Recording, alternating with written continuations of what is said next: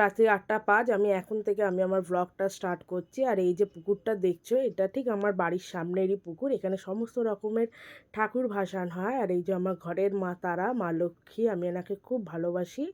আর এই যে আমার ঘরের মা লক্ষ্মী, ভোলে বাবা, মা সরস্বতী। এবারে আমি এই মা সরস্বতীটাকেই পুজো করেছিলাম। আর এখন যেহেতু গরম পড়ে গেছে, তাই রাত্রিরের ডিনারে ভাত আর ডাল এখন আপাতত বসিয়েছি। আর ভাবছি কি রান্না করব। তো ভাত আর ডাল করছি। আর দেখো ডালটা সিদ্ধও হয়ে গেছে আমার, তোমাদের সাথে গল্প করতে করতে। তো এবার আমি আজকে ভেবেছি টমেটো দিয়ে ডাল করব। তো টমেটো দিয়ে দেবো। এবার এর মধ্যে নুন হলুদ দিয়ে টমেটোকে একটু সিদ্ধ হতে দেবো। আর এই যে নুন দিলাম, দিয়ে এবার হলুদ দিয়ে কিছুক্ষণ এবার ডালটাকে আমি সিদ্ধ হতে দেবো, যাতে টমেটোগুলোও পুরো সিদ্ধ হয়ে যায়। আর তারই ফাঁকে দেখো, আমি যখন টমেটোটা সিদ্ধ হয়ে গেছিলো, তো আমি শুকনো লঙ্কা আর কালো সর্ষে ফোড়ন দিয়েছি। আর এইদিকে দেখো ভাতও আমার হয়ে গেছে। তো এবার ডালটাকে নাবিয়ে রেখে দেবো। এবার কড়া বসিয়ে ছোটো ছোটো করে আলু আর পেঁয়াজ কেটেছি। তো আলু আর পেঁয়াজটাকে খুব ভালো করে ভাজা ভাজা করব, ঢাকা দিয়ে দিয়ে ভাজা ভাজা করব। আর দেখো এমনভাবে ভাজবো যাতে জল না ইউজ হয়। তো একদম স্টিম করে করে গ্যাসটাকে আমি আলু আর পেঁয়াজটাকে খুব ভালো করে ভাজা করেছি। এবার এর মধ্যে দিয়ে দেবো নুন আর হলুদ। নুন হলুদ দিয়ে আর একটুখানি নাড়াচাড়া করবো। আর ওইদিকে আমার কিছুটা পরিমাণে ভাবতে ভাবতে লাস্টে আমি জিজ্ঞেস করলাম আমার হাজব্যান্ডকে কী রান্না করব। তো বললো তুমি যা পারো তাই করে নাও, তাড়াতাড়ি হয়ে যাবে। তো আর এই যে দেখো আমি হলুদও দিয়ে দিলাম। এবারে নুন দেব, হলুদটা যেহেতু একটু কম হয়েছিল বলে আবার একটু হলুদ দিলাম।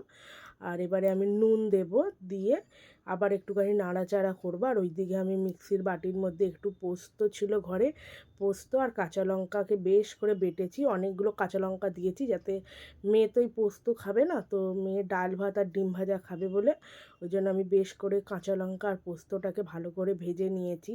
আর দেখো আমি কিন্তু পোস্তর মধ্যে কিন্তু একটুকুও, মানে আলুটা যখন আমি ভেজেছি আলু আর পেঁয়াজ, আমি কিন্তু একটুকুও জল ইউজ করিনি। তো এবার পোস্তটা দিয়ে, বাটা পোস্তটাকে দিয়ে খুব ভালো করে একটু নাড়াচাড়া করব। এমনভাবে নাড়াচাড়া করবো যাতে জল না লাগে। তো কিন্তু কিছু করার নেই, যেহেতু মিক্সির বাটিটার মধ্যে অনেকটা পোস্ত লেগেছিলো বলে একটু জল দিয়ে ওটাকে ভালো করে একটুখানি গুলিয়ে নিয়ে ওই মশলার জলটাও দিয়ে দিলাম। মানে মশলা বলতে গেলে ওই পোস্ত আর কাঁচা লঙ্কার যে পেস্ট করেছিলাম সেই জলটাও দিয়ে দিলাম। আর দেখো জলটা দিয়ে একটু বেশ করে ভাজা ভাজা করব, যাতে জল একটুকুও না থাকে, মাখো মাখো। এবার দেখো মাখা মাখাভাবে আমি পোস্তটাকে বেশ ভালো করে আলুর সাথে একদম পুরো একদম শুকিয়ে নেবো। আর শুকনো হয়ে গেলে দেখো বোঝাই যায় পোস্ত যে একদম জল শুকিয়ে গেছে। দেখো কড়ার মধ্যে আমার পোস্তটা লেগে লেগে যাচ্ছিলো। তো এবার আমার পোস্তটা হয়ে গেছে। এবার ঠিক গ্যাসটা ঠিক অফ করব, তার আগে আমি কিছুটা পরিমাণে কাঁচা সর্ষে তেল ছড়িয়ে দেবো। আর পোস্তর মধ্যে একটু কাঁচা সর্ষে তেল দিলে খুব ভালোও লাগে খেতে। তো কিছুটা পরিমাণে আমি কাঁচা সর্ষে তেল ছড়িয়ে দিলাম। দেওয়ার পরে দেখো আমার এবার গ্যাসটাকে আমি অফ করে স্টিমে রেখে দিলাম। আর এই যে আমার মেয়েকে আমি রান্না করছিলাম আর পড়াচ্ছিলাম। তো পড়া হয়ে গেছে, ঠাকুমার ঘরে গেছে। তো আজ এইটুকানি, ভালো লাগলে আমার চ্যানেলটাকে ফলো করে দিও। গুড নাইট, আজ এইটুকানি, আবার দেখা হবে।